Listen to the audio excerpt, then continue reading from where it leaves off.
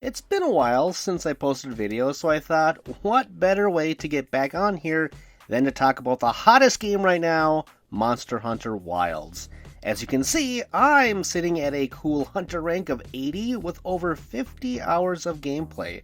I've soaked this game up and then some, and loved every minute of it. Well, mostly. Now, I already know this review will be polarizing because there is debate online, but let's just keep things civil, okay? Video games are awesome. End of story. That said, is Monster Hunter Wilds too easy? To veterans who have played the series since 2004, yeah, sure it's easy in that there are more features to cater to single players and ways to not waste your time. Is it easy for beginners? Absolutely not. There is a steep learning curve, but once you get past it, there is an enjoyable experience to be had. There are so many weapons to choose from, items to find, monsters to fight, and systems upon systems, and the game does an okay job at teaching the basics, but still challenging without a guide or a friend there to help you through things. I suppose discovery is one of the benefits of the game and series. Once you figure something out, Monster Hunter Wilds becomes better, and there's no greater reward than self-learning.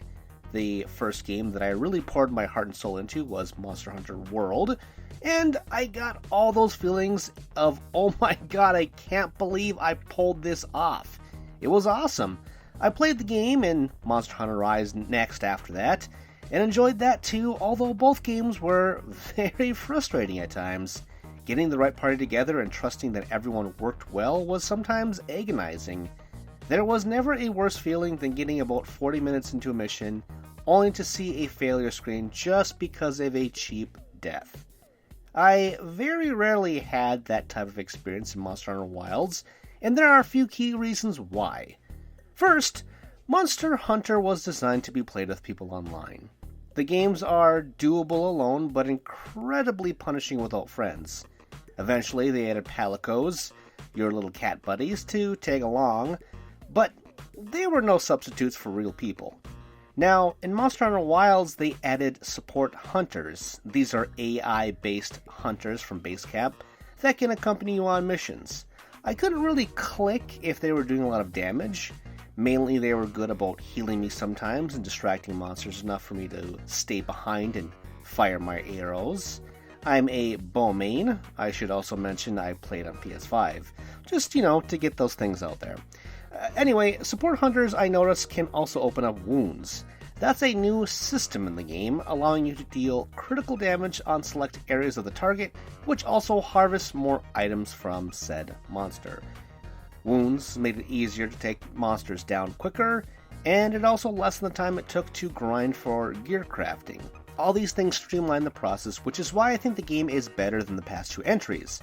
I will say I liked grouping up with people online still, but it no longer became a necessity.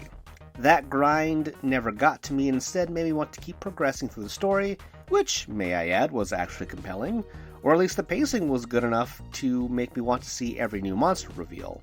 The actual narrative was, okay, but everything looked nice at least. Kind of made me want to play another Resident Evil game since Capcom is still using the same engine, and some characters look like they could fit in right next to Leon S. Kennedy or Jill Valentine. The pacing was good, I should say, which is where my gripes come into play because was is the key factor there. Up until the final boss, which was a fake out, I was eating the game up. After the credits rolled, the post-game started and opened up a lot of mechanics. Mechanics that baffled me as to why they were held back like NPC-based item gathering. The story continued on too, but the pacing took a nosedive. To get a story mission, you had to complete side missions, which generally were rehashes of old monsters, which is the gameplay loop of the series, but, tougher. It just felt off to me, especially since there were climactic moments. Like, why wasn't this posted in the original timeline? It didn't really make sense. It was still fun to go through, but now 50 hours in, I'm kind of burnt out, or at least I'm waiting for some big updates to come. I gotta mention that I finished the first half of the game in about 17 hours.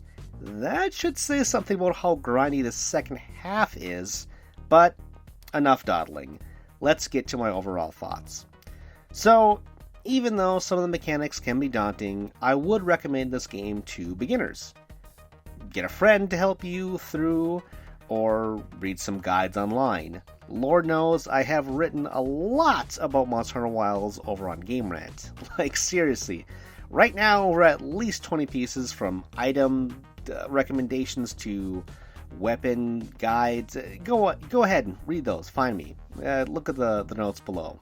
Summing up, though, Monster Hunter Wilds feels good to control once you get over that hump.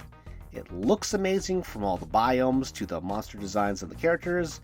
I loved crafting new armor and weapons. Your Palico is adorable, as is the new chocobo-like mount, the Secret, which is pretty useful too. Not as cool as the Palamutes from Monster Hunter Rise, but I digress. Personally, I enjoyed all of the new adaptable features as well, and I hope they're here to stay. My only big issue, again, was the pacing fell off in the second half, but still, as a whole package, Monster Hunter Wild rules.